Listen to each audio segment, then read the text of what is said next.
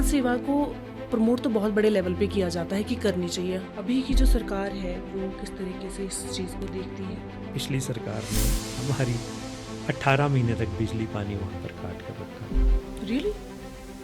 मैं किसी पॉलिटिक्स की, कांग्रेस बीजेपी की बात ना करते हुए, हमारे नाम से रोडू के कई गांव में कुछ व्यक्ति पहुंचते हैं और फंड्स मांगते हैं। कोई भी सरकार आए या जाए, उनके जैसी सपोर्ट कोई नहीं कर पाए। नशे से कैसे बच्चों को बचाया जाए? कि अगर खुदा ना खास्ता मैं कभी पॉलिटिक्स में आया तो ये चीज़ें बंद होनी चाहिए और करवा के रहूँगा मैं। तो बॉबी जी नमस्कार, बहुत बहुत स्वागत है आपका हमारे पॉडकास्ट में। थैंक यू धन्यवाद वेरी निधि मच। जी, आपको थैंक यू, भी आपने बहुत इतना बहुत बधाइयाँ कि आपने आज हमें बुलाया और आपके साथ आज पॉडकास्ट कर रहे हैं हम। थैंक यू सर, आपने अपना कीमती समय दिया हमें। तो बॉबी जी, मैं आपके बारे में सबसे पहले तो आपके बारे में जानना चाहूँगी, आपकी जो प्रारंभिक ज़िंदगी रही है और किस तरीके से आप जो है वो सर्वजीत सिंह बॉबी एक टाइटल पे पहुँचे हैं। निधि जी, मैं शिमला का ही रहने वाला हूँ। मेरा जन्म शिमला में ही हुआ। मेरे जो पेरेंट्स हैं वो माइग्रेटेड हैं पाकिस्तान से। हमारा एक शूज़ का कारोबार है। हालांकि शुरुआती तौर पे पेरेंट्स ने काफ़ी स्ट्रगल की शिमला में, लेकिन धीरे धीरे फिर हमने अपना एक कारोबार शुरू किया जो जूतों का कारोबार है, और अभी भी वो चल रहा है और मैं संभाल रहा हूँ। और अब थर्ड जनरेशन मेरा बेटा भी वहाँ पर ज्वाइन कर गया है। तो प्रारंभिक शिक्षा मेरी शिमला के सेंट एडवर्ड स्कूल में हुई, लेकिन बहुत ज़्यादा नहीं मैं पढ़ पाया, बहुत सारी वजहों के कारण। लेकिन मैं शिमला का ही रहने वाला हूँ। रिपन अस्पताल का मेरा जन्म, जिसको आज की डेट में डीडीयू हॉस्पिटल कहते हैं, ओके। मैं वहाँ की पैदाइश हूँ। जो ये आपकी फ्री कैंटीन है जिससे आप इतने फेमस हैं, जो आईजीएमसी में चलती है, तो और ये जो रोटी बैंक का जो आपने शुरू किया है एक ट्रेंड, इसके बारे में मतलब इसकी शुरुआत कैसे हुई? निधि जी, शुरुआत तो मेरी 1998 को हुई है इस सारी सेवाओं की, जब मैंने ब्लड डोनेशन कैंप्स लगाने शुरू किए थे। और धीरे धीरे वो कैंप्स मैंने गुरुद्वारे से शुरू किए थे शिमला में, और फिर रिज मैदान पर लगाए। फिर मैंने डेड बॉडी वैन की सेवा शुरू की, और फिर 2014 में लंगर पर आकर पहुंचा। अभी भी न जाने आगे चलकर और क्या प्रभु सेवा करवाएंगे, लेकिन शुरुआती तौर पर मैंने ब्लड कैंप्स और डेड बॉडी वैन से अपना सेवा का कार्य प्रबंध शुरू किया था। और ये जो अभी जैसे आपने बताया कि आपका जूतों का कारोबार भी है, तो ये जो आप समाज सेवा कर रहे हैं और आपका जो बिज़नेस है, ये कभी आपस में क्लैश या हार्म नहीं होता है? नहीं निधि जी, ऐसा है कि जो ये काम मैं करता हूँ, ये अपने शौक से करता हूँ। क्लैश तब होता अगर मैं कहीं पर किसी के दबाव में आकर कर रहा होता। जब आप अपना एक पैशन चुनते हैं और अपना पैशन को जीना चाहते हैं, तो आपको एक एडजस्टमेंट्स करनी पड़ती हैं।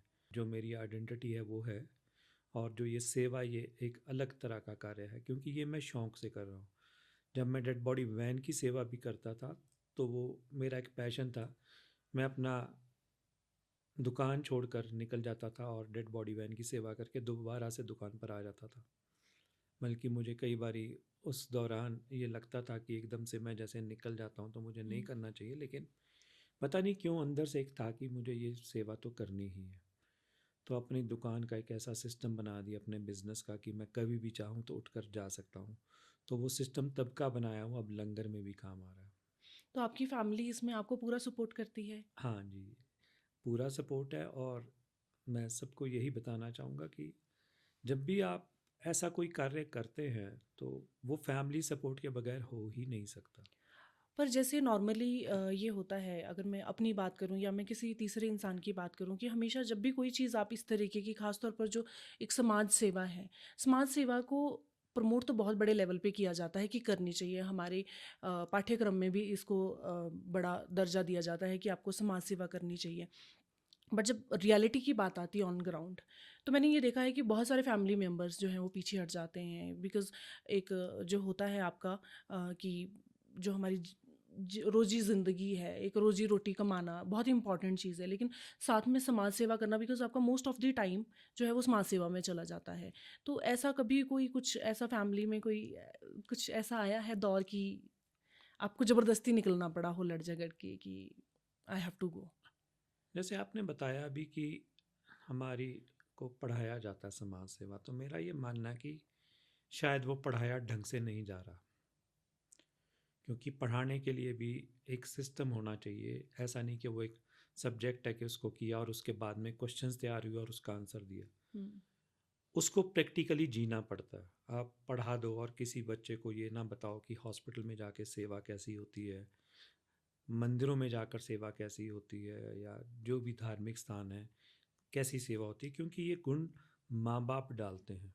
टीचरों का तो काम है ही है, लेकिन एक सब्जेक्ट के तौर पर नहीं, उसको जीना सिखाया जाए। हाँ, ये बात ठीक है कि घर में बहुत दिक्कतें आती हैं, फैमिली के साथ बहुत दिक्कतें आती है, लेकिन जब आप उनको भी कन्विंस कर दें कि मुझे ये करने दो, कोई मैं बुरा काम नहीं कर रहा, किसी नशे की तरफ नहीं हूँ या किसी और गंदी आदत की तरफ नहीं हूँ, तो मुझे ये करने दिया जाए, तो वो भी आपका साथ देते हैं। लेकिन बशर्ते कि आप अपने बाकी के काम पूरे करते हो, जैसे कि मैं बिज़नेस पूरा करता हूँ, हुँ, हुँ। बच्चा पढ़ाई पूरी करे, तब वो माँ बाप भी आपका पूरा साथ देते हैं। अच्छा, जैसे अब ये नशे की बात चल ही पड़ी है, तो अगर हम अपने हिमाचल प्रदेश की ही बात करें, बिकॉज़ हम शिमला डिस्ट्रिक्ट में बैठे हैं, तो अगर हम नशे के ऊपर अगर बातचीत करना शुरू करें, तो आपको क्या लगता है कि एक बच्चे को नशे से बचाने के लिए क्या समाज सेवा या जो एक्स्ट्रा करिकुलर एक्टिविटीज़ हैं, स्पोर्ट्स हो गया, तो बच्चों को मतलब किस तरीके से इन चीज़ों में ढाला जाए? मतलब ज़रूरी नहीं है कि चलो ठीक है, कुछ फैमिलीज़ होती हैं कि समाज सेवा छोड़ो, चलो ठीक है आप स्पोर्ट्स में चले जाओ। नशे से कैसे बच्चों को बचाया जाए? क्या ये इसमें बहुत समाज बढ़िया सेवा ये बहुत रोल अदा बढ़िया करती बात है हैं? कि हमें बच्चों को नशे से बचाना नहीं दीजिए, लेकिन नशों से तब बचाएंगे जब आप उसको कोई और काम देंगे। बात वहीं आ गई। जब आप उसको और कुछ करने को ही नहीं देंगे, आप हमेशा जब भी आज के दौर में बच्चा कोई चीज़ की डिमांड करता है, आप मिनट में पूरी कर देते हो, हुँ, और आप खुद को फ्री रखने के लिए उसके हाथ में मोबाइल दे देते हो। आजकल तो ऐसा भी देखने में आता है कि बच्चा अगर बहुत ज़्यादा रो रहा है तो उसके हाथ में मोबाइल पकड़ा देते हैं और उसको गेम लगा के दे देते हैं। ये तो रोज़मर्रा की तो ज़िंदगी में अगर है। हम ये रोज़ देखते हैं कि बच्चे को आपने गेम लगा के दे दी, और जब वो बच्चा बड़े होगा, तो जब वो फिर रोएगा तो आप कोई और ऐसी चीज़ दे देंगे जिसकी वो डिमांड कर रहा है। उसको कोई अच्छा कार्य अगर आप करने के लिए प्रेरित नहीं करेंगे, हुँ, आप उसको समय नहीं देंगे, क्योंकि नशा भी समय के अभाव के कारण होता है। माता-पिता के समय के अभाव के कारण बच्चा नशे की तरफ जाता है, जो मेरा मानना है।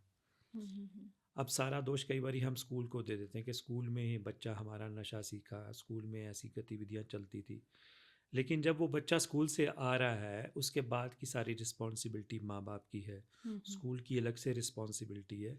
ये कलेक्टिव रिस्पॉन्सिबिलिटी का ही नतीजा है कि हम बच्चे को बार-बार नेग्लेक्ट स्कूल में भी करेंगे और घर पे भी करेंगे, तो वो कोई ना कोई रास्ता तो ढूँढ लेगा। हुँ, हुँ, हुँ। वो अपने पीयर प्रेशर में अपने यार दोस्तों के साथ कुछ ना कुछ ऐसे काम करेगा जो आगे चलकर उसकी आदत बन जाएगी, और जब तक आप जागेंगे तब तक बहुत देर हो चुकी होगी। हुँ, हुँ, ये हुँ। बहुत ज़रूरी है कि आज के दौर में हम नशे की बात भी करें। हालांकि आज का हमारा सब्जेक्ट हमारी वो लंगर सेवा है, लेकिन सही मायनों में आज के दौर में अगर अपने बच्चों को समाज सेवा से नहीं जोड़ेंगे, तो वो कुछ ना कुछ तो अपने लिए ढूंढ ही लेगा। तो समाज सेवा की तरफ उसको प्रेरित करें और अच्छे कामों की तरफ प्रेरित करें। बॉबी जी, आपने इतनी सारी सेवाएँ शुरू की हैं, जैसे डेड बॉडी वैन है और ये ब्लड कलेक्शन के जो आप कैंप्स लगाते हैं और लंगर सेवा भी आप 24 घंटे जो लंगर आपका चलता है, आई गेस 12 घंटे? 12 घंटे जो आपका लंगर चलता है। तो ये सारी सेवाएँ जितनी हैं जो आप समाज को दे रहे हैं, ये सारी सेवाएँ जो हैं वो सबको लाभान्वित कर रही हैं? और इन सेवाओं में जो है क्या आप और कुछ ऐड ऑन करना चाहते हैं? अभी जितनी भी हम सेवाएं दे रहे हैं ना, अगर यही ढंग से कर लें तो ये बहुत बड़ी सेवा है। क्योंकि जितने भी हम ये काम बढ़ाना चाहते हैं समाज सेवा के, उतने ही और कामों की और ज़रूरत है और हुँ, उतने ही मैन पावर की ज़रूरत है। हुँ, हुँ, हुँ, क्योंकि जब से मैं लगभग अब 11वां साल हमारा लंगर सेवा का शुरू हो गया, साथ-साथ डेड बॉडी वैन की सेवा, कैंसर के लिए फ्री एम्बुलेंस की सेवा, हुँ, हुँ, हमारे रोटी बैंक बहुत एक बड़ा कंसेप्ट है जिसमें हमारे साथ 33,000 बच्चे जुड़े हुए हैं। और सबसे दूर की रोटी कुनिहार से आती है, हमारे को तत्तापानी से आती है, करसोग के गांव से आती है और सुन्नी से आती है। तो इन सारे कामों के अलावा और काम करने के लिए मुझे भी और मैन पावर चाहिए। काम तो बहुत है, लेकिन मैं देखता हूँ कि जब हम किसी को बुलाते हैं कि आप आकर सेवा में जुड़िए, तो वो अपना समय का अभाव बताते हैं कि उनके पास समय नहीं है। लेकिन मैं जब उनको देखता हूँ तो वो अक्सर बहुत सारे लोग माल रोड में घूम रहे होते हैं या कॉफ़ी हाउस में बैठे होते हैं, हुँ। गपशप लड़ा रहे होते हैं, इस तरफ को नहीं आते और फिर सारा दिन वहाँ पर यही बात कर रहे होते हैं कि क्या हाल हो गया, कैसा समय आ गया। हुँ। लेकिन अगर वो अपना टाइम देना शुरू कर दें तो मेरे ख्याल से एक तो वो बिज़ी हो जाएँगे आफ्टर रिटायरमेंट हुँ। और समाज को भी एक अच्छा मैसेज जाता है कि वो कुछ काम कर रहे हैं। मैं भी बहुत सारे अब काम और करना चाहता हूँ। मैं सीनियर सिटीज़न जो अपने घरों में अकेले रह गए, क्योंकि आज एक ऐसा भी दौर आ गया हुआ है कि सबके बच्चे बाहर चले गए हुए हैं पढ़ने के लिए जी। और माँ-बाप यहाँ अकेले रह गए हुए हैं और कई बारी तो बच्चे वहाँ सारा-सारा दिन काम करते हैं और अपने माँ-बाप से भी कई बारी काफ़ी दिनों बाद बात करते हैं। तो माँ-बाप कई बारी ये फ़ील करते हैं कि अब उन्होंने बच्चे को पढ़ाकर अच्छा किया या बुरा किया। हुँ। तो एक ये फ़ीलिंग भी आती है। तो मैं उन सीनियर सिटीज़न्स के लिए भी काफ़ी कुछ करना चाहता हूँ। लेकिन ये सारे काम तब पॉसिबल हैं कि जब मेरे साथ लोग और जुड़े, मेरे साथ और लोग अप्रोच करें कि हम आपके साथ जुड़ना चाहते हैं। वो अपना इंडिविजुअल भी कर सकते हैं। हुँ, हुँ, हुँ। मैं ऐसा नहीं कह रहा कि वो मेरे साथ जुड़े, लेकिन बहुत सारे काम समाज के लिए भी किए जा सकते हैं बिनिस्बत सिर्फ बातें करने से। बेटर है कि कुछ करें। तो जैसे आपने ये एक मुहिम यहाँ पे शिमला में छेड़ रखी है और 11 साल से आप एक बड़ा अच्छा सोशल मैसेज लोगों को दे रहे हैं और मैंने आपके बहुत सारे इंटरव्यूज़ भी देखे हैं जिसमें आप लोगों को प्रेरित करते हैं कि कुछ ऐसा करना चाहिए। आप अपने हॉस्पिटल के पास जाओ, आप किसी को खाना खिलाओ, किसी को चाय पिलाओ, 2-4 चीज़ें कुछ भी मतलब जो भी आपको लगता है कि करना चाहिए। तो अभी तक ऐसा कुछ निकल के सामने आया है कि किसी ने जितने अच्छे से आपने स्टेप आउट किया और आप इस काम को कर रहे हैं, कोई और नज़र आया है आपको हिमाचल में जिसने कुछ ऐसा किया हो? बहुत अच्छा मुझे लगता है कि जब मैंने 2014 में ये लंगर शुरू किया, तो हमसे प्रेरणा लेकर टांडा में लंगर शुरू हो गया। मुझे चिंतपूर्णी से एक बारी कॉल आया कि हम भी आपकी तरह सेवा करना चाहते हैं, आपको राशन पहुँचाना चाहते हैं। तो मैंने कहा जी आपके नज़दीक जो भी एक जगह पड़ती है वहाँ चले जाओ हुँ, हुँ। और सरकारी अस्पताल में जाकर सेवा शुरू करो।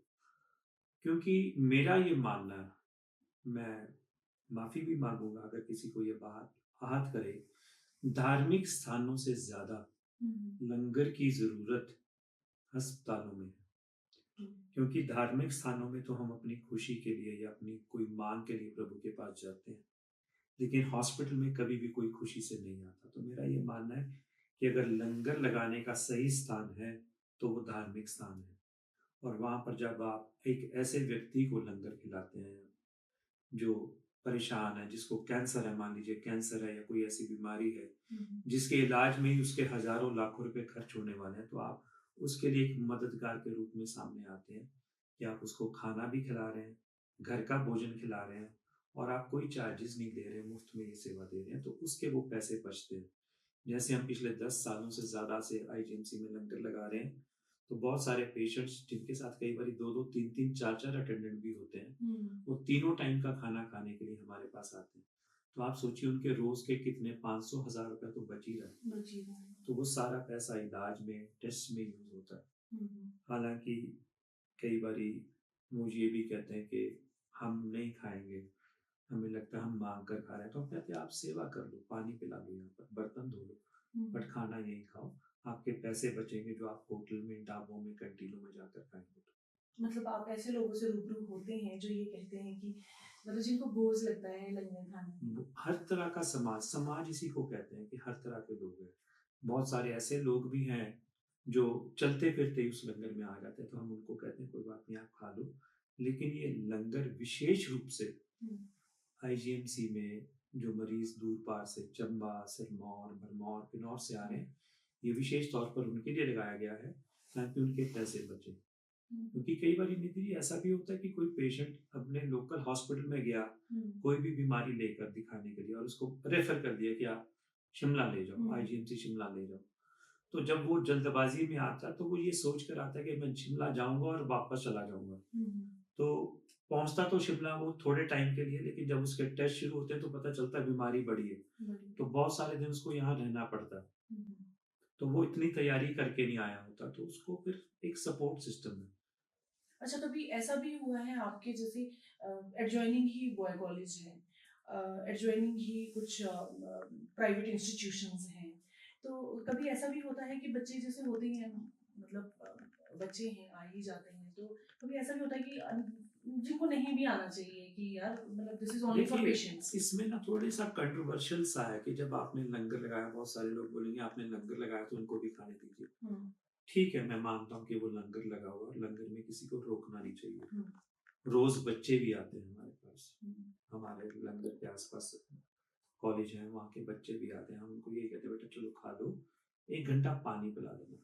बट बच्चों, ये लंगर आपके लिए नहीं है। वो क्यों नहीं है, ये भी समझने की जरूरत है। आप मतलब हमारे चैनल के थ्रू, हमारे वो भी पॉडकास्ट के थ्रू एक मैसेज दे सकते हैं। कि वो भी एक समझने की जरूरत है कि मान लीजिए कि आपने आज का लंगर करवाया और आपने ये सोचकर कराया कि मैं आज का लंगर फलाने फलाने की याद में दे रही हूँ और ये वाला मेरा लंगर उस पर्पस के लिए लगे। आपने जो मुझे वो सारा राशन दिया या पैसे दिए व्हाटसोएवर, वो उस पर्पस के लिए दिए। तो उस पर्पस को अगर हम पूरा ना कर पाए, क्योंकि देखिए लंगर मैं नहीं चला रहा, मैं सिर्फ उसको मैनेज कर रहा हूँ, सारे सिस्टम को। मेरा काम है उस सारे सिस्टम को मैनेज करना। मैनेज कैसे कर रहा हूँ, आप मुझे राशन या पैसे दे रहे हैं, मैं वो सारी व्यवस्था कर रहा हूँ वहां पर बनवाने की और बांटने की। और बनवाने और बांटने के बाद मेरी जिम्मेवारी फिक्स हो जाती है कि जो खाने वाले भी आए वो वही लोग आए जिनके लिए आपने मुझे फंडिंग की है। तो मेरा पर्पस सिर्फ खत्म यहाँ नहीं होता, मेरी जिम्मेवारी तब तक है जब तक आखिरी व्यक्ति वहां तक खा कर ना जाए। हम देखिए सुबह 7 बजे लंगर शुरू करते हैं, सुबह 7 बजे से 9 बजे तक चाय बिस्किट ब्रेड दलिया दूध। अब हमने पिछले 6 महीने से सुबह 7 से 9 खाना भी शुरू कर दिया, कड़ी चावल भी शुरू कर दिए। फिर 11 बजे से 3 बजे तक 3 घंटे का 4 घंटे का लंच टाइम हो गया। फिर शाम को 6:30 से 9:30 3 घंटे का डिनर हो गया। तो हम सारा दिन की ये व्यवस्था क्यों चला रहे हैं और इतना इतना टाइम रख रहे हैं, वो इसी करके रख रहे हैं कि वार्ड में कई बारी डॉक्टर्स का राउंड चल रहा है, एक पेशेंट नहीं आ सकता, वो आधे घंटे बाद आ जाए, 1 घंटे बाद आ जाए। 11 बजे से 3 बजे तक का लंच टाइम, 7 से 9 का चाय का टाइम होता है, हम उस वक्त भी कड़ी चावल दे रहे हैं। ये सारी व्यवस्था केवल और केवल उन लोगों के लिए है जिनके पास अपने पेशेंट को छोड़ने का भी टाइम नहीं है। वो किसी को बोलकर आ जाएं और फटाफट से खाना खाएं और वापस जाकर अपनी पेशेंट की सेवा में जुट जाएं, क्योंकि हमारे पास पेशेंट्स तो आ नहीं रहे सारे, हमारे पास 30% पेशेंट्स आ रहे हैं, 70% तो अटेंडेंट्स आ रहे हैं जो पेशेंट की देखभाल के लिए आए हुए। बल्कि आज ही मेरी एक पेशेंट के अटेंडेंट से बात हो रही थी, तो मैंने उनको कहा आप कहाँ से आए, तो उन्होंने बताया कि वो करसोग से आए हैं, तो अभी उनकी सासू माँ को प्रॉब्लम थी। तो मैंने कहा आप सेवा के लिए भी, कहती भैया कहाँ आ सकते हैं, हमारा कोई और है ही नहीं घर से आया हुआ, हम तो सिर्फ खाना खाने आए हैं और उनके लिए दलिया लेने आए हैं। तो ऐसे बहुत से लोग हैं जिनके साथ अटेंडेंट भी एक एक ही है। तो ये सारी व्यवस्था जो हमारी चल रही है, ये बहुत एक बड़ा सिस्टम है, और ऐसा भी नहीं कि ये सिस्टम मैंने चलाया है, प्रभु ने हमारे को ये सेवा बख्शी। एक और मेरे माइंड में छोटा सा क्वेश्चन है कि जो ये आपकी लंगर सेवा है, इससे जो वहाँ पे जो लोकल जितने ये ढाबे वाले रेस्टोरेंट वाले थे, इनके काम पे कुछ असर पड़ा है? शुरुआती दिनों में जब हमने 2014 में शुरू किया था, तो वो कैंटीन वाला हमारे पोस्टर्स फाड़ देता था। अच्छा। लेकिन धीरे धीरे जब टाइम बीतता गया और हमारी सेवा में हमारे साथ लोग जुड़ते चले गए, पेशेंट्स अटेंडेंट्स को फ़ायदा होना शुरू हो गया, और उसके बाद तो हमने भी नहीं लगाने बंद कर दिए। लेकिन अभी भी जो आसपास के ढाबे वाले हैं या कैंटीन वाले हैं, चाहे आईजीएमसी हो या केएनएच अस्पताल हो, बल्कि अब तो केएनएच में हमारा लंगर चलता है, जो कमला नेहरू अस्पताल है वहाँ पर भी एक लंगर चलता है, वो 2016 में शुरू किया था। तो वो भी कंटिन्यूअसली ऐसे ही चलता है, हाँ ब्रेकफास्ट लंच एंड हाँ, डिनर? उसकी हमारी टाइमिंग है सुबह 7 बजे से 9 बजे तक चाय बिस्किट ब्रेड दलिया, हाँ। और दिन का खाना है वहाँ 12:30 से 2। हम्म। उसके लिए भी बड़ी एक रोचक कहानी है कि केएनएच वाले लंगर का भी टाइमिंग 2 घंटे थी। हम्म। तो वहाँ के कैंटीन के जो टेंडर होते हैं, तो कैंटीन वालों ने एतराज़ जताया, हम्म, जो पुराने कैंटीन वाले थे कुछ साल पहले, कि जी हमारे को इससे बड़ी परेशानी होती है, हमारे कैंटीन में तो आता ही कोई नहीं है, जब तक लंगर चल रहा होता है तो आप अपना टाइम कम कर लो, 1 घंटा कर लो, 2 घंटे की जगह 1 घंटा कर लो। हम्म, तो फिर बातचीत करके वो 1.5 घंटे में हमने वो निर्धारित किया, हम्म, क्योंकि जब तक एक चीज़ मुफ्त की मिल रही है, लंगर मुफ्त का मिल रहा है, तो हम्म, ढाबे कैंटीन कहाँ चलेंगे। कहाँ चलेंगे। तो इसमें भी आपको काफ़ी समस्याओं का सामना करना पड़ा। हाँ, वो नॉर्मल चीज़ें हैं, वो बहुत नॉर्मल सी चीज़ें हैं, क्योंकि हमें लगता है, क्योंकि वो सब लोग प्रॉफिट कमाने के लिए बैठे हुए हैं, हम सेवा करने के लिए आए हुए हैं। तो मैं उनको अक्सर ये भी बोलता था बीच बीच में कि हम्म, आप अपने खाने की क्वालिटी बढ़िया करिए, हम्म, रेट भी कम करिए, हम्म, क्योंकि अगर आपने एक अस्पताल में खोली हुई है तो ये जगह ऐसी जगह है कि यहाँ पर सेवा, हम्म, लोग कोई भी खुशी से नहीं आ रहा। कमला नेहरू अस्पताल के बारे में मैं अक्सर कहता हूँ कि हमारा जो वो वाला लंगर है उसमें 80% लोग जो हैं वो खुशी की वजह से आए हुए हैं, क्योंकि उनका हम्म, बच्चे पैदा होगा वहाँ पर। हम्म, वहाँ 20% ऐसे लोग हैं जिनको प्रॉब्लम्स है, हम्म, लेकिन आईजीएमसी में तो 100% लोगों को प्रॉब्लम है, तभी वो आए हुए हैं। चाहे हम्म, वो कैंसर का मरीज़ है, हम्म, किडनी का मरीज़ है, शुगर का है, चाहे बीपी का है, चाहे हार्ट का है, चाहे हम्म, आंखों का है, चाहे दांत का है। हम्म, बहुत सारी ये नॉर्मल बीमारियां, लेकिन बहुत सारे लोगों को बहुत सारी और प्रॉब्लम्स हैं हम्म, जिसकी वजह से हॉस्पिटल में है वो। हम्म, आप मेरे को बताइए निधि जी, आप लास्ट टाइम हॉस्पिटल क्यों गए थे? पिकनिक मनाने तो नहीं गए थे, किसी वजह से गए होंगे, बीइंग अ पेशेंट गए होंगे, एज अटेंडेंट गए होंगे, या विजिटर गए होंगे। हम्म, हॉस्पिटल के कैंपस में कभी भी कोई भी खुशी से नहीं जाता। हम्म, इट मीन्स के whom soever is there is a sufferer in any sense. Hmm, वो किसी भी रूप में है, लेकिन है सफरर है वो। है सफर आपको। तो इन सारी चीज़ों के बारे में जिन बारे में हम बातचीत कर रहे हैं, आप अपने आप को किस तरीके से मतलब इतना इंस्पायर रखते हैं इन चीज़ों के लिए? तो मतलब कहाँ से आती हैं वो सारी इंस्पिरेशंस कि मतलब ये भी करना है, ये भी करना है? नहीं, ऐसा नहीं है कि मैं हर टाइम इंस्पायर्ड रहता हूँ, मेरे में भी बहुत सारी नेगेटिविटी आती रहती है। हुँ, हुँ, जब शुरुआती तौर में हमने वो रोटियों का कंसेप्ट शुरू किया था, तो मैं बताऊं क्या कि रोज़ 2 लिफाफों को पकड़कर और हुँ, 5 रुपए की एक रोटी लक्कड़ बाजार के ढाबों से मैं खरीदता था। अच्छा। 5 रुपए की एक रोटी बनवाता था लक्कड़ बाजार के ढाबों में, किसी हुँ, से हुँ, 50, किसी दिन 100, तो 500 से 1000 रुपये रोज की पेमेंट देनी वहाँ पर। फिर वो रोटियों को उठाकर लंगर तक लेकर जाना, तो कई बारी बारिश या बर्फ़ में हुँ, हाथ सुन्न हो जाते थे। हुँ, हुँ, और जब हाथ सुन्न हो जाते थे तो मैं ये सोचता था, ये मैं काम क्यों कर रहा हूँ, घर भी मुझे जाना है। हुँ, तो कई बारी नेगेटिविटी आती है, या कई बारी ऐसे मौके आते हैं कि आपका कोई आकर कोई ऐसी बात कर देता तो आपको हर्ट होती है। धीरे धीरे जब आपका थोड़ा सा लेवल बढ़ता है तो आप सोचना शुरू करते हैं कि क्या पता वो आदमी परेशान हो। पर मैं ये साथ साथ ये भी कहना चाहता हूँ कि मैं कोई परफेक्ट आदमी नहीं हूँ। Being a human being, I also have so many shortcomings. हुँ, हुँ, मेरे में भी गुस्सा है, हुँ, बहुत एंगर है, ईगो होगी शायद, और होगी क्या है। हुँ, तो मेरे में भी बहुत सारी चीज़ों की कमी है। मैं भी एक परफेक्ट आदमी नहीं हूँ, लेकिन लंगर में मैं कोई कॉम्प्रोमाइज़ नहीं करता। हुँ, हुँ, चाहे वो बेशक कोई खाने आ रहा है, हमारे पास सेवा के लिए आ रहा है, या वहाँ के जो मेरे एम्प्लॉयज़ हैं, मैं हर वक्त यही चाहता हूँ कि पेशेंट्स को, अटेंडेंट्स को वहाँ गर्मा गर्म और बहुत बढ़िया खाना मिले। हुँ, और खाना बांटने से पहले मैं अक्सर कोशिश करता हूँ मैं थोड़ा सा चख लूँ, हुँ, हुँ, चेक कर लूँ कि खाना कैसा बना है, दाल बढ़िया बनी है, नमक बराबर है, सब कुछ बराबर है, हुँ, दलिया गर्म है या नहीं है। बीच बीच में, क्योंकि पेड एम्प्लॉयज़ में हुँ, और मेरे में, या मेरे साथ जब कोई वॉलंटियर जुड़ता है या जिसकी तरफ से लंगर होता है, उसकी बांटने की भावना कुछ और होती है। बहुत हुँ, सारे तो निधि जी मेरे पास जब लोग आते हैं तो उनका या तो पेशेंट वहाँ पर रहा होता है, हुँ, या उनका पेशेंट मर चुका होता है, या कभी किसी की डेथ एनिवर्सरी का वो लंगर दे रहे हैं, या हुँ, अपने बच्चे के आप बर्थडे मना रहे हैं। हुँ, तो बहुत सारे लोग मेरे पास खुशी से भी आते हैं, हुँ, गमी से भी आते हैं। हुँ, हुँ। तो मैं चाहता हूँ जब वो बांटे खाना, तो हमारे खाने में हमारे स्टाफ के भी। इसमें जहाँ तक जितनी नॉलेज और जितनी इन्फॉर्मेशन मैंने निकाली है आपके बारे में, तो जो एक सबसे इम्पॉर्टेंट चीज़ जो मुझे लगी, मैं उनकी बात करना चाहूँगी यहाँ पे, राजा वीरभद्र जी। मतलब he was my inspiration and I really loved him. And अभी भी मैं उनसे बहुत मतलब ही वाज़ मेरे लिए बहुत बड़ी वो थे, वो शख्सियत कि मैं उनसे जब मिली तो मेरी आँखों से आँसू आ गए थे। और उनको हमारे हिमाचल का राजा वो किया जाता है। मैं किसी पॉलिटिक्स की असली बात राजा, नहीं कर रही, असली राजा। असली राजा। मैं किसी पॉलिटिक्स की, कांग्रेस, बीजेपी की बात ना करते हुए, मैं आपसे ये जानना चाहूँगी कि उनका कितना योगदान इसमें रहा? आप जनता को उनके बारे में कुछ बताना चाहेंगे? कुछ ऐसे किस्से जो शायद किसी को भी नहीं पता?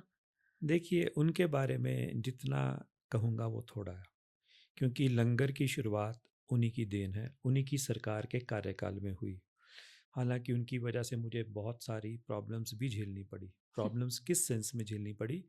प्रॉब्लम्स मुझे इस सेंस पे झेलनी पड़ी कि बहुत सारे लोगों को लगता था कि मैं कांग्रेस हूँ, क्योंकि मैं हमेशा वहाँ वीरभद्र जी के बारे में बात करता हूँ हुँ, हुँ। और वीरभद्र जी को इनवाइट करता हूँ। ऐसा नहीं था। हुँ, हुँ, हुँ। मैं ये अपने सारे व्यूअर्स को भी आज क्लियर करना चाहता हूँ कि जब ये लंगर की शुरुआत हुई 2014 में 25 अक्टूबर वाले दिन, तो वो लंगर हमारे लिए एक शुरुआती तौर की सेवा थी।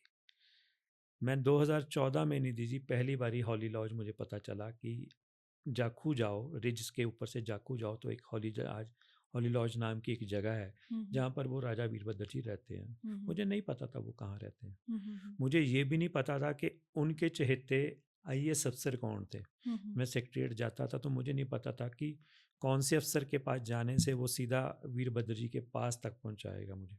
अच्छा। ये भी नहीं पता था। हुँ, हुँ। और ये भी नहीं पता था कि क्या होती है पॉलिटिक्स, क्या होता है सेक्रेटरीट का अपना एक पॉलिटिक्स। हुँ, हुँ, हुँ। क्योंकि सेक्रेटरीट में भी एक पॉलिटिक्स है, बहुत हुँ, बड़ी हुँ। पॉलिटिक्स है एक। एग्ज़ैक्टली। तो मैं जब उनके पास गया, उनको अपना कंसेप्ट बताया, उनको आग्रह किया कि जी हुँ, ऐसे-ऐसे हम अपना एक लंगर शुरू कर रहे हैं, हुँ। तो मैं चाहता हूँ कि आप वहाँ का आकर उद्घाटन करें। तो मुझे उन्होंने अपने सेक्रेटरी के पास भेज दिया और मैंने सेक्रेटरी साहब को बोला कि तो उनका भी पहला ही प्रश्न था कि एक छोटे से सिर्फ 100 स्क्वायर फीट के एरिया का उद्घाटन करने के लिए आप चाहते हैं कि मुख्यमंत्री साहब आएँ। हुँ, हुँ। तो मैं उनको कहने लगा कि मुख्यमंत्री साहब से ही मैंने उद्घाटन करवाना है। आप डेट बताइए कि आप कब उनको लेकर मेरे पास आ सकते हैं। तो जब हमारा उद्घाटन होना था 25 अक्टूबर 2014 को हुआ, हुँ, हुँ। लेकिन हमारी डेट थी 1 अक्टूबर के बाद कभी भी। हुँ, हुँ। हम तैयार थे। हुँ, हुँ, हुँ। हमने बल्कि बार-बार आग्रह किया कि मैंने उद्घाटन तो उनसे ही करवाना है। हुँ, हुँ, हुँ। उनसे करवाने का मकसद था, एक तो वहाँ की बहुत सारी व्यवस्थाओं को भी दुरुस्त करना। हुँ, हुँ। क्योंकि जो कैंसर हॉस्पिटल था उसके बारे में कहा जाता था कि वो एक ऐसी जगह पर बनाया गया है हुँ, हुँ। जहाँ पर कोई जाकर राजी नहीं। आईजीएमसी से कैंसर अस्पताल उस वक्त कोई जाकर राजी नहीं था, और जो एक छोटी सी पगडंडी जाती थी ना निधि जी, हुँ।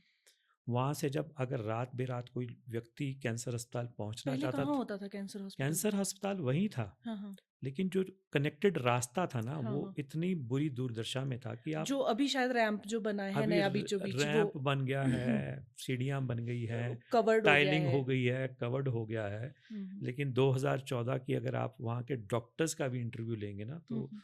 आप सुनकर हैरान रह जाएँगे, पूरे रास्ते में एक भी लाइट नहीं थी। मैंने देखा है वो। पुराना वक़्त इतना बुरा था उसका, ये नहीं कि हमने सुधारा, लेकिन वक़्त के साथ-साथ वहाँ वीआईपीज़ का आना शुरू हुआ, लंगर में बहुत सारे लोग आए हमारे हुँ, हुँ, पास। हुँ, हुँ। हाई कोर्ट के जजेस आने शुरू हो गए। मुकेश अग्निहोत्री जी के एक बारी फादर साहब को कैंसर की प्रॉब्लम हुई, हुँ। तो उन दिनों में वो भी आते थे। एक हाई कोर्ट के जस्टिस थे, उनके फादर को कैंसर हुआ, वो आना शुरू हो गए लंगर में। हुँ, हुँ, हुँ। तो धीरे धीरे की वहाँ की व्यवस्थाएं सुधरनी शुरू हो गई।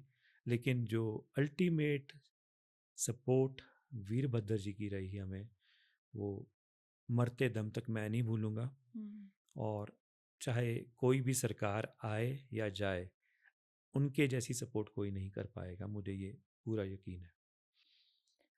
जब से आपने ये लंगर सेवा शुरू की और वीरभद्र जी का इसमें योगदान रहा, उसके बाद आई गेस 2 सरकारें चेंज हुई हैं। तो अभी की जो सरकार है, वो किस तरीके से इस चीज़ को देखती है? कितना आपको सहयोग है उसका? देखिए, अभी की सरकार को केवल मात्र 2 साल ही हुए हैं, और बड़ी खुशी की बात है कि पिछली सरकार ने हमारी 18 महीने तक बिजली पानी वहाँ पर काट कर रखा था। रियली? हमारे लंगर की जो बिजली और पानी की व्यवस्था है, वो 18 महीने तक नहीं थी। पुरानी सरकार ने न जाने किस लोगों की बातों में आकर हमारे उस लंगर का, जो एक लोगों को सेवा कर रही है, रोज़ 3000 लोगों को निधि जी हम सर्व करते हैं, सुबह 7 बजे से 9 बजे तक, रात के 9 बजे तक, हुँ, हुँ, हुँ। लगभग 3, और हमारा बिजली पानी काट दिया। हुँ। और उस वक्त की सरकार को ये शायद अपनी पावर का, सत्ता का इतना गरूर हो गया कि हमारी बार बार आग्रह करने पर भी बिजली पानी बहाल नहीं हुआ।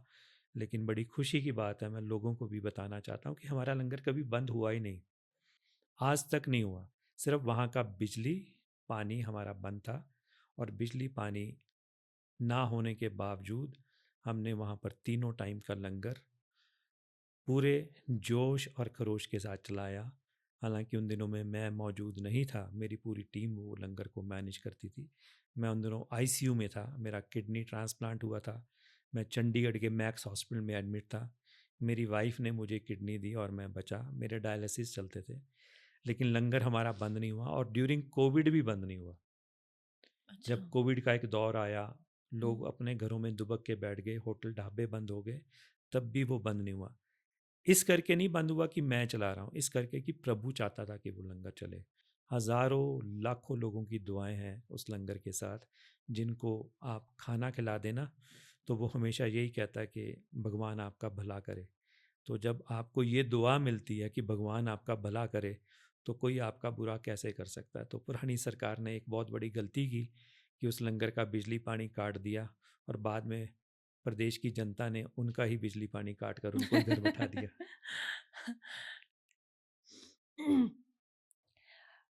इसमें एक और चीज़ है कि आप इतनी बड़ी जो ये सेवा कर रहे हैं, नो डाउट ये मतलब इतना आसान तो नहीं है करना। और फाइनेंशियली आप कैसे-कैसे मैनेज करते हैं इसको, कहाँ-कहाँ से आप फंड रेज़ करते हैं? तो इसके बारे में कुछ? फंड्स के बारे में मैं सच सच बता रहा हूँ सब लोगों को कि हमें आज तक कहीं भी हाथ जोड़ने नहीं पड़े। हमने आज तक कहीं भी किसी व्यक्ति को नहीं भेजा कि वो फंड्स इकट्ठे करके लाए।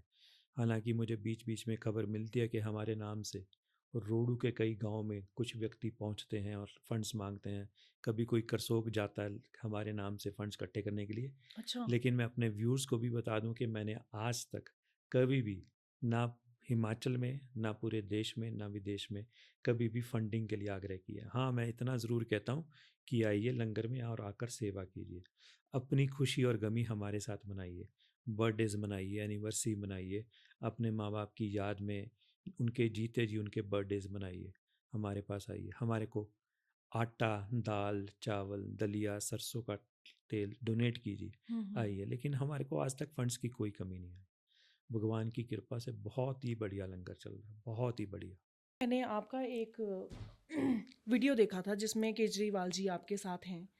तो क्या ऐसा है कुछ कि भविष्य में आप पॉलिटिक्स में कुछ रुझान दिखा रहे हैं अपना, या आप आना चाहते हैं? क्योंकि मुझे ऐसा लगता है कि पॉलिटिक्स में भी कुछ सेवाधारी आने चाहिए। तो जब यहाँ के विधानसभा के इलेक्शन थे तो उन दिनों में केजरीवाल जी ने भी मुझसे संपर्क किया, और उनकी टीम ने 2 महीने पहले ही मुझसे बोल दिया था कि जब हम ये आपका पूरा शूट कर देंगे उसके बाद केजरीवाल जी आपसे बात करना चाहेंगे। तो उनकी एक टीम आई शिमला में, हुँ, हुँ। और उन्होंने लंगर को शूट किया और मेरे से सारी बातचीत की। हुँ, हुँ। फिर एक दिन मुझे बैठा दिया एक कोने पे कैमरे के साथ, और दूसरी तरफ केजरीवाल जी, और फिर उनके साथ मेरी बातचीत हुई। हुँ। उसके अलावा भी बातचीत हुई, और वो बातचीत फिर इतनी ज़्यादा हाईलाइट होगी कि यहाँ के कुछ पॉलिटिशियंस को उस वक्त लगने लग पड़ा कि मैं शायद पॉलिटिक्स में जा रहा हूँ। हुँ, हुँ। हालांकि मैंने इलेक्शन के टाइम शिमला विधानसभा का सबसे पहला फॉर्म भी ले लिया था। हुँ, हुँ, हुँ, हुँ। मकसद सिर्फ एक था कि उन दिनों में हमारी लाइट कटी हुई थी, हुँ, हुँ, हुँ। और बिजली कटने की वजह से मैं बहुत आहत था। हुँ, हुँ। आहत इस सेंस में था कि इस काम की बिजली क्यों काटी गई, जहाँ प्रदेश सरकार में ये बात कही जा रही है कि सबको मुफ्त बिजली मुफ़्त बिजली मिलेगी, दो, हाँ। पानी मिलेगा, सब कुछ मिलेगा, और लंगर की बिजली। क्योंकि उस लंगर में ना मैं कोई आइडेंटिफाई करके नहीं किसी को खिला रहा, हुँ, हुँ, हुँ। गरीब अमीर, मुसलमान हिंदू क्रिश्चियन कुछ नहीं। बच्चों से रैंडमली रोटियां भी मंगाता हूँ तो ये सोच कर नहीं मंगाता कि किसके घर से रोटियां आएगी। हुँ, आपको हुँ। पता है हमारे को 33,000 बच्चे रोटियां देते हैं, और लगभग 1 से 1.5 लाख रोटियां हमारे पास इकट्ठी होती हैं हर हफ्ते। 1 से 1.5 लाख रोटियां, फिर हम उनको कंज्यूम भी करते हैं। हुँ, हुँ, हुँ। किसके घर से आई, शूद्र के घर से आई, ब्राह्मण के घर से आई, किसके घर से आई, मेरे लिए वो मायने नहीं रखता। हुँ। मैंने वो लंगर चलाया हुआ है। एक बहुत सिस्टम से हम वो सारी रोटियों को खोलते हैं और बराबर बांटते हैं। हुँ, हुँ। खाने वाले भी बराबर एक लाइन में आते हैं। कोई भेदभाव नहीं किया जाता। सबको मैं एक ही रिक्वेस्ट करता हूँ कि प्लीज़ लाइन में आओ और खाओ। बहुत बारी ऐसा भी होता है कि बहुत सारे मेरे नोन लोग आ जाते हैं, वो आगे आने की कोशिश करते हैं, बट उस लंगर में सब बराबर हैं। बराबर है। रोटियां भी बराबर बनती हैं, लंगर भी सबको बराबर बनता है, सब लाइन में आओ। तो मैं बहुत आहत था, तो मुझे लगा कि क्यों ना पॉलिटिक्स में घुसा जाए, क्योंकि बहुत सारे लोग कह रहे थे आप जाओ, लेकिन मुझे ये पता था कि पॉलिटिक्स मेरा भविष्य नहीं है। भविष्य सिर्फ सेवा है, और सेवा से ऊपर बढ़कर कोई भी राजनीति नहीं होती। और बड़ी मज़ेदार बात आपको मैं निधि जी बताऊं, जब भी इलेक्शन का एक दौर आता है ना, तो वो सारे के सारे नेता आपके घर द्वार में खड़े होते हैं हम्म। और आपको हमेशा एक ही बात कह रहे होते हैं, हमें भी सेवा का मौका दो। सेवा का मौका दो। बट आप देखना, जब वो चुनकर आते हैं तो फिर बाकी का टाइम आप उनके घर द्वार में खड़े होते हैं और आपको वो मिलते भी नहीं हैं। हम्म। तो अगर ऐसा कुछ होता है कि आप पॉलिटिक्स में आते हैं, तो आप सबसे बड़ा चेंज क्या लाना चाहेंगे इस समाज में? मैं सिर्फ प्रदेश की बात करूंगी। वो मैं आपको एक मैसेज देना चाहता हूँ, बहुत बढ़िया मेरा एक मैसेज है कि अगर खुदा ना खास्ता मैं कभी पॉलिटिक्स में आया, या जो हमारे पॉलिटिशियंस हैं, कम से कम वो इतना प्रयास तो कर ही सकते हैं कि प्रदेश में नशा ख़त्म करें, और सिंसियरली, बयानों से नहीं, सिर्फ कोरे बयान मत दें अपने। हम्म। क्योंकि देखिए, हमारी प्रमुख जो ज़रूरतें हैं वो है सड़क, शिक्षा, रोज़गार और नशे से मुक्ति। आज सुबह की अखबार पढ़ रहा था, तो 78 दवाइयाँ हमारी जो बनती हैं हिमाचल में, हम्म। उनके सैंपल फेल हो गए, और ये हर हफ्ते का काम है। तो आप इमेजिन कीजिए, मैं आज अपनी, क्योंकि किडनी की वजह से मुझे दवाइयाँ खानी पड़ती हैं, हम्म। तो मैं 4 या 5 दवाइयाँ रोज़ खाता हूँ। हम्म। तो मान लीजिए आज मैंने अगर सुबह कोई अपनी शुगर की दवाई खाई है या किडनी की दवाई खाई है, और कुछ समय बाद पता चले कि जो मैं दवाई खा रहा था वो तो उसका तो सैंपल ही फेल है। सैंपल ही फेल है, हाँ। तो कितनी बड़ी ये मेरे को ठगा गया। मेरी वाइफ ने मुझे किडनी दी और वो किडनी भी मेरी फेल हो जाए किसी भी वजह से, हम्म। या कोई शुगर का पेशेंट है, वो सारी उम्र अपनी दवाइयाँ खा रहा है कि मैं दवाइयाँ शुगर की खा रहा हूँ, मुझे शुगर नहीं होगी, और वो दवाई ही फेल्ड दवाई है। तो हमारे को ना बहुत सारे ऐसे ठोस कदम उठाने चाहिए, ठोस, हम्म। जिसमें कि हम प्रदेश में एक तो नशा ख़त्म करें, हम्म। सड़क, शिक्षा और रोज़गार दें। सड़क में तो हिमाचल आई थिंक नंबर 1 पे आ ही चुका है। सड़क में आ चुका है, नशे में कब आएगा? नशे में भी तो चाहिए ना। रोज़ की, मेरे अनुमान अनुसार, मैं ये कोई किसी का डाटा नहीं बता रहा, लेकिन मेरे अनुमान के अनुसार, जब मैं रोज़ अखबार पढ़ता हूँ तो रोज़ पढ़ता हूँ आज 11 लोग पकड़े गए, आज 15 लोग पकड़े गए। तो अगर रोज़ के 11 या 15 लोग पकड़े जा रहे हैं, बड़े बड़े गैंग्स पकड़े जा रहे हैं, चिट्टा पकड़ा जा रहा है, या बहुत सारी ऐसी ड्रग्स पकड़ी जा रही हैं, तो आप सोचिए ये बच्चे जो कंज्यूम कर रहे हैं तो वो मर भी तो रहे हैं। तो मेरे अनुमान के अनुसार रोज़ के 2 से 5 बच्चे मर भी रहे हैं पूरे प्रदेश में। जी जी। हम पहले बात करते थे पंजाब में उड़ता पंजाब, उड़ता हिमाचल की बात करें, उड़ता संजौली। मैं अभी पिछले दिनों सुन्नी गया हुआ था, शिमला के साथ ही लगता हाँ है, जी, हाँ जी। छोटा सा कस्बा है। जी। तो आप सोचिए, सुन्नी में भी जब मैं बच्चों के साथ लेक्चर्स कर रहा हूँ, तो वहाँ के मेरे को प्रिंसिपल्स ने बताया कि अब यहाँ सुन्नी में भी नशा बिकना शुरू हो गया, और यहीं के लोकल लोग हैं, वो पकड़े भी जाते हैं, बाद में जल्दी छूट भी जाते हैं। तो आप सोचिए, छोटी छोटी जगह पर नशे का कारोबार हो रहा है। तो अगर छोटी छोटी जगह पे नशे के कारोबार हो रहे हैं, तो वो बंद होने चाहिए, और स्ट्रिक्टली फिर उनकी ज़मानत भी ना हो, मेरे और हिसाब से किसी की तो हिम्मत भी ना हो। तो अगर इंडिया में वो सज़ाए मौत बंद हो चुकी है, तो मैं चाहूँगा कि सज़ाए मौत की सज़ा इन लोगों के लिए दोबारा से शुरू की जाए। जिसका इकलौता बच्चा नशे की वजह से मर जाता है, उस माँ बाप से पूछिए, उसको उस जूरी में रखिए जिसका बच्चा मरा है। हाँ, गलती माँ बाप से हो जाती है कि वो अपने बच्चे का ध्यान नहीं रख पाते जब वो इस सब में फंसता है, लेकिन केवल दोष माँ बाप को दे देना, स्कूल को दे देना भी गलत है। ये लोग आते कहाँ से है, पूरा एक सिस्टम पकड़ना जाना चाहिए। तो मैं चाहता हूँ कि जब भी, अगर मैं कभी पॉलिटिशियन बना अगर, तो ये चीज़ें बंद होनी चाहिए, और करवा के रहूँगा मैं। अभी मैं कोई प्रॉमिस नहीं कर रहा, लेकिन बहुत आहत होता हूँ जब हमारे पास अस्पताल में भी ऐसे बहुत सारे केसेस आते हैं जिनके बच्चे ड्रग्स में हैं, और वो रिहैब्स में अपना इलाज करा रहे हैं, फिर 3 महीने बाद पता चलता है कि दोबारा से वो रिहैब में पहुँच गए। तो हमारे चैनल के माध्यम से आप क्या मैसेज देना चाहेंगे लोगों को? इस पॉडकास्ट को हम यहीं विराम देते हैं और एक मैसेज हम चाहेंगे कि आप हमारे चैनल के थ्रू जो है वो जनता को दें। बांट कर खाओ, किरत करो, नाम जपो ते वंड छको। हमारा गुरबाणी का सिद्धांत है, काम भी करो, किरत करो, नाम जपो। नाम जपना अपने प्रभु का, चाहे आप किसी भी धर्म से बिलोंग करते हैं, अपने प्रभु का चिंतन करो, सिमरन करो और बंड छको, बांट कर खाओ। जो हम ये बच्चों से रोटियां लेते हैं ना, तो ये बांट कर खाने का एक बहुत अच्छा कंसेप्ट हमने छोटी उम्र में ही बच्चों को सिखा दिया कि अपने लंच के साथ लंगर के लिए 1 या 2 रोटियां लेकर आओ। हमारे पूर्वजों ने गांव में एक प्रथा चलाई थी कि पहली रोटी जो है वो गाय को, फिर आखिरी रोटी जो है कुकर को यानी कि कुत्ते को। तो ये प्रथा जो है बांट कर खाने की, इससे ऊपर कोई भी धर्म नहीं हो सकता। कोविड के दौरान हमने ऐसे ऐसे परिवार देखे जो भूखे मर गए, उनके साथ वाले ने भी उनको खाना नहीं खिलाया। कीर्त करो, नाम जपो ते वंड छको। थैंक यू बॉबी जी हमारे पॉडकास्ट में आने के लिए, और हम चाहेंगे कि एक और सेशन आपके साथ हो नई सेवाओं से रिलेटेड, और नई सेवाओं की बात करेंगे, आपके पॉलिटिक्स करियर की बात करेंगे। हम चाहेंगे कि आप पॉलिटिक्स में आएँ, और हमारी तरफ से बहुत बहुत धन्यवाद, बहुत बहुत आपको बधाइयाँ, बहुत बहुत आपको शुभकामनाएं आपके काम के लिए। तो हमारी तरफ से एक छोटा सा, इसके अलावा तो हम क्या ही सेवा कर सकते हैं आपकी, बिकॉज़ आप समाज के बहुत बड़े सेवादार हैं। मैं आपका बहुत बहुत धन्यवाद करता हूँ निधि जी, और आपको भी आपके ये नया पीक वॉइसेस के लिए बहुत बहुत बधाइयाँ। धन्यवाद। Thank you so much.